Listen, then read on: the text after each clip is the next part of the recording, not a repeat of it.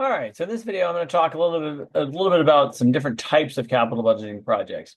So the first type that I'm going to talk about is replacement projects to maintain the business.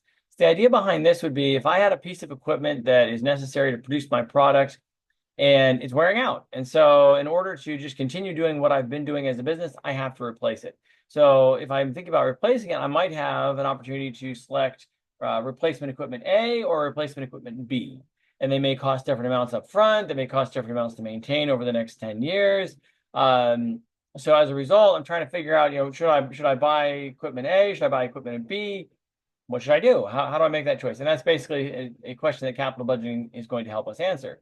So from that case, what you're looking at is comparing those two options, trying to determine which is the best option for replacing the machinery that's wearing out, and it's just so I can keep running my business.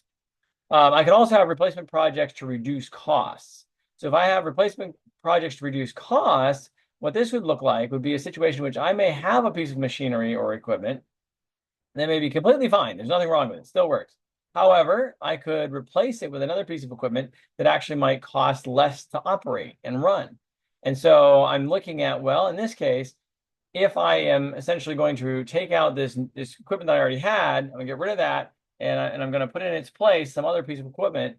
What I'm comparing here is essentially what is going to change to those costs. So just how much am I going to save with that new equipment, but how much do I have to spend to buy that new equipment? So basically what I'm looking at is the changes between keeping the old one versus putting the new one in place. And so my cash flows that I'm going to use in my analysis is all about, here's what it would have cost if I kept the old one. Here's what it's going to cost now with the new one. And I look at the difference between the two. And that's what I'm going to start evaluating. What shifts basically when I replace that old one, and do I get enough savings to justify buying that new piece of equipment essentially? Now, if I'm looking at projects to expand capacity for existing products or markets, this is basically means I'm expanding and adding capacity for something I'm already doing. And so if I'm doing that, so it's existing products, existing markets, probably when I do this, I have a fairly decent idea about what some of those costs and revenues are going to look like for the particular project, because it's something that I'm already doing. It's in a market I'm familiar with. So I probably have a fairly decent idea about what it's going to look like if I add this equipment to the situation. On the other hand, if I'm looking at a project to expand capacity for new products or markets, probably my analysis is going to be a little bit more fuzzy, because I'm not necessarily as certain about what the costs are going to be to operate this machinery to produce these products. I'm not quite as certain about what the demand is going to be for those products. So I don't know quite what the revenue is going to look like. And so generally what that would mean is that when I'm working with those kind of projects, probably the cash flows that I'm projecting it's going to be harder for me to come up with those. And it's also going to be, I'm going to be probably less certain about just, what those cash flows might be, because this is a more of a new situation. We can also have capital budgeting projects that involve safety or possibly environmental aspects of things. So maybe I spend a certain amount of money to increase the safety of a facility. And you might not think that's a capital budgeting decision, but it is, because you might be evaluating, well, just how unsafe is the facility? What's the probability that somebody actually gets injured? And how much would it cost to try to eliminate that possibility? If there's a risk of severe injury, and it's only going to cost $1,000 to completely eliminate the risk that somebody gets an arm chopped off, and there's really a fair chance that can happen. Well, I mean, I'm probably going to spend $1,000, and we're going to do it. But you could actually look at what's the probability that somebody would have a bad accident? What would the cost associated with that be? How much does it cost for me to address this? And you realize it just flat out makes business sense for me to do this. Not to mention, obviously, there are ethical considerations here about making sure that you have an appropriately safe workplace for your employees and appropriately safe products and so forth.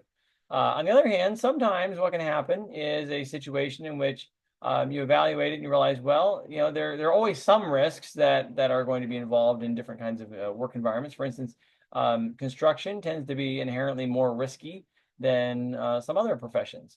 And so no matter how hard you try, realistically speaking, you're probably almost never going to just completely eliminate all risks from a job site that's working in construction.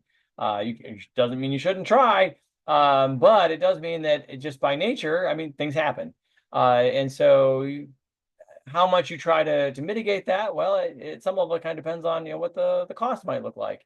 If I can keep people significantly safer and keep them from dying by giving them a hard hat, I'm giving them a hard hats, right? I mean, that's a no-brainer. On the other hand, we could be looking at situations like, well, to try to completely eliminate all risks of injuries on the job site, I mean, I'd have to have a robot build the whole house.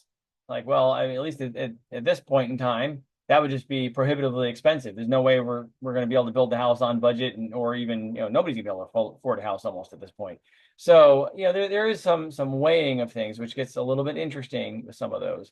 There could be other kinds of projects that are involved as well. So maybe I'm evaluating perhaps consolidating my headquarters into one building. So maybe if I've got several different office buildings, I'm thinking, well, what if I built one building and just had all of my operations under one roof? Maybe there's some cost savings to be had there.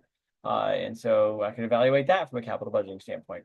And overall, just in general, when you're thinking about these different types of projects, one of the big takeaway points here is that the type of project that you have is going to significantly affect like what kinds of things you're looking at for cash flows. So if I'm looking at replacement projects to maintain the business, it's all about I'm basically assuming things are going to continue as they are, and I'm comparing my options for replacing the worn out equipment. If I'm looking at projects for reducing costs, it's all about what were the costs with the old equipment, what are they going to be with the new equipment? Let's find the change, and I'm evaluating that. If I'm looking at projects to expand capacity for new products or markets, I'm looking at a whole new set of revenues, a whole new set of costs that I haven't previously had. So, and the certainty for these different types of projects is going to be quite a bit different. So ultimately, you kind of have to keep your eye on, what kind of project am I looking at? That affects what kinds of things are going to be relevant for cash flows, and also would affect kind of how certain those cash flows are. All right, hopefully this topic has been helpful. Thank you so much for watching, and have a great day.